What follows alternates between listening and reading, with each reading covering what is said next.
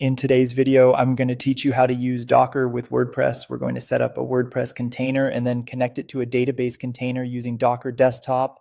This is a great way to run WordPress locally for testing, development, or learning without needing to install everything directly on your computer.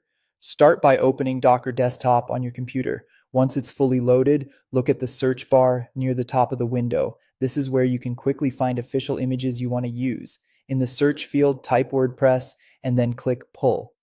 Pulling the image means Docker will download the WordPress package so it's ready to run on your machine. Depending on your internet speed, this might take a moment. After that, click the Images tab in the search results so you can view the downloaded WordPress image directly. Find the WordPress image and click the Run button next to it. Before starting the container, expand the optional settings section. This area gives you more control over how the container will run. Assign a name to your container so it's easier to recognize later inside Docker Desktop.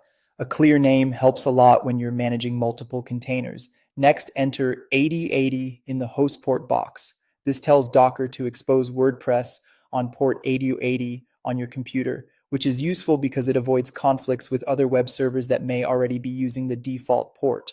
Once that's set, click the blue Run button at the bottom to start the WordPress container. Now that WordPress is running, go back to the top search bar and search for either MySQL or MariaDB. Both are commonly used database options for WordPress. In the results, choose the official database image and click Run. Again, expand the optional settings section. This is important because the database container needs the correct configuration to work with WordPress. In these settings, you'll match the environment variables so both containers can communicate properly. This includes making sure the database details used by WordPress correspond to the values configured in the database container. The names and values must line up exactly for the connection to succeed. Take your time during this part because this is the key to linking the two containers together. If the settings don't match, WordPress won't be able to connect to the database. Once both containers are configured and running, you'll have the foundation of a local WordPress setup in Docker. This approach keeps your environment isolated, portable, and much easier to manage.